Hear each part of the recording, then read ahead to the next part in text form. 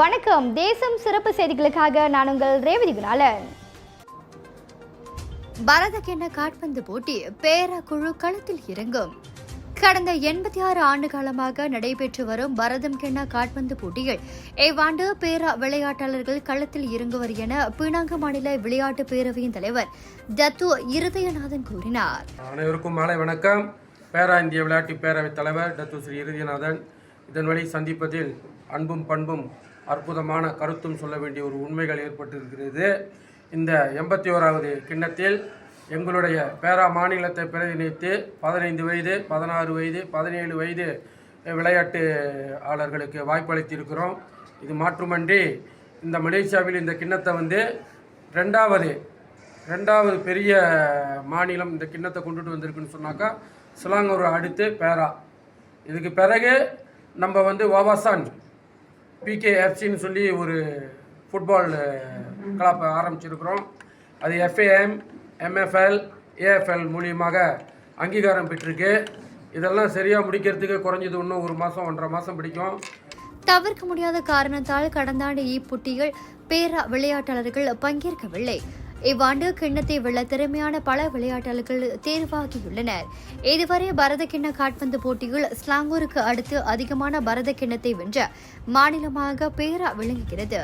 இந்த விளையாட்டுத் துறையில் பேரால உள்ள இந்தியர்களை முதன்மையாக கால்பந்தில் ஒரு நல்ல நிலைக்கு கொண்டுட்டு போகணுன்ற ஒரு குறிக்கோளோடு தான் ஆரம்பிச்சிருக்கோம். அதனால் இந்த பேராவில் இருக்கிறவங்க சரி யாராக இருந்தாலும் நம்மளுக்கு ஆதரவு கொடுத்து இருக்கிற இந்த இந்திய இளைஞர்களை கால்பந்தில் நல்ல நிலைக்கு கொண்டு போகிற ஒரு வாய்ப்புகளை உருவாக்கலாம்.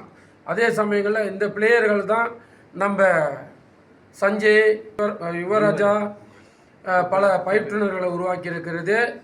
நாடும் உலகமும் மறக்க முடியாத ஒரு ஜம்பவான் டத்தோ கருத்து வெளிநாட்டிலேருந்து வெளி உலகம் முழுதும் விளாண்டுட்டு வந்திருக்காரு, பயிற்றுனராக போயிருக்காருன்றதை மறக்காமல் திரும்பவும் பேரா மாநிலம் ஒரு மாபெரும் வெற்றி பாதையை நோக்கி கால்பந்தை உருவாக்கும் என்ற நம்பிக்கையில் விடைபெறுகின்றேன். நன்றி, வணக்கம். பேரா குழுவுக்கு ஊக்கமளிக்கும் வகையில் பலர் உதவி வழங்கி வருகிறார்.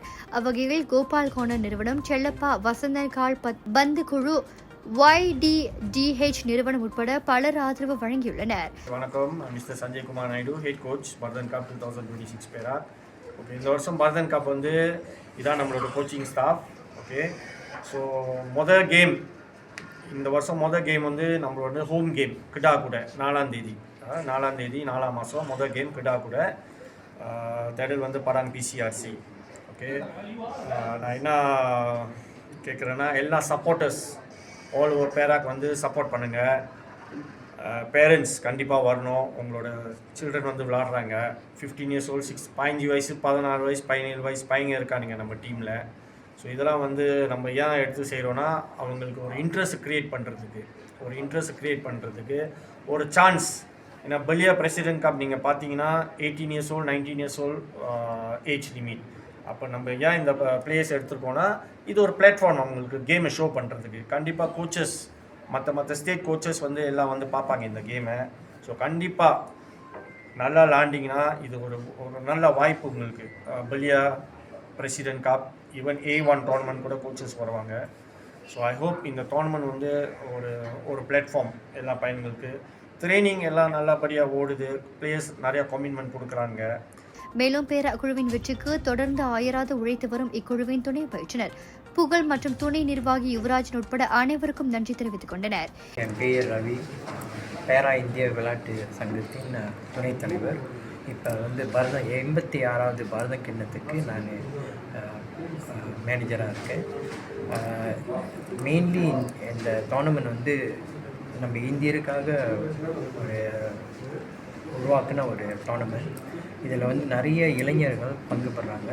ஸோ இவங்கெல்லாம் நல்லா விளையாடணும், அவங்க இன்னும் வளர்ச்சி ஆகணும் என்ற நோக்கத்தில் தான் நம்ம இந்த டோர்னமெண்ட்டை பார்ட்டிசிபேட் பண்ணி விளையாடுறோம். ஸோ மெயின்லி நிறைய ஸ்பான்சர் எங்களுக்கு நம்மளுக்கு ஆதரிச்சுக்காங்க. அதில் மெயின் ஆதரவு நம்ம அம்மா இங்கே இருக்காங்க, சுகின் தான் நம்மளுக்கு மெயின் ஸ்பான்சர் கொடுத்துருக்காரு. இந்த டோர்னமெண்ட்டுக்கு நிறைய ஜேசி பல இதெல்லாம் அவங்க தான் கொடுத்துருக்காங்க. அவங்களுக்கு இன்னும் கேட்கலாம் அவங்கள பற்றியும். நன்றி. என் பேர் பத்மா. ஸ்விகி என்னோட அம்மா. இந்த மாதிரி என்னை கூப்பிட்ருந்தாங்க டோர்னமெண்ட்டுக்கு பார்க்குறதுக்கு, இந்த பரிசு கொடுக்கறதுக்கு. அதுக்காக வந்தேன் நான். பிள்ளைங்க இன்னும் மேலும் மேலும் நல்லா வரணும்னு எங்களுக்கு ரொம்ப சந்தோஷம். நல்லா வந்தாங்கன்னா இன்னும் மேற்கொண்டு நாங்கள் ஸ்பான்சர் பண்ணுவோம். இப்போட்டிகள் ஜொஹூர், பினாங்கு, கிடா, பர்லீஸ், பேரா, ஸ்லாங்கூர், கோலாலம்பூர், நகரி சிம்லா, மலாக்கா ஆகிய குழுக்கள் பங்கேற்றன. இத்துடன் இன்றைய செய்திகள் நிறைவடைகின்றன. மேலும் பல ஆன்மீக செய்திகளை தெரிந்து கொள்ள தேசம் டிவி மலேசியா யூடியூப், டிக்டாக் மற்றும் இதர சமூக வலைத்தளங்களை பின்தொடருங்கள். உங்களிடமிருந்து விடைபெறுவது நான் உங்கள் ரேவதி குணாலன். மக்களோடு தேசம், தேசத்தோடு மக்கள். நன்றி, வணக்கம். ஒரு வீட்டுக்கு ஒரு பட்டதாரி எனும் நிலை போய் ஒரு வீட்டுக்கு பல மருத்துவர்களை உருவாக்கும் நடவடிக்கையில் இறங்கியுள்ளது எய்ம்ஸ் பல்கலைக்கழகம். இந்திய மாணவர்களின் எதிர்காலத்திற்கு அடித்தளம் அமைக்கும் எய்ம்ஸ் பல்கலைக்கழகம் MIED வழி மாணவர்களின் பொருளாதார பிரச்சனையை கல்வி உபகார சம்பளம், கல்வி கடனுதவி மூலம் தீர்த்து வைக்கிறது. எய்ம்ஸ் பல்கலைக்கழகம் தரத்தில் உயர்ந்தது, போதனைகள் சிறந்தது, மாணவர்களுக்கு நிலையானது. இன்றைய நாடுகள் எய்ம்ஸ் பல்கலைக்கழகம்.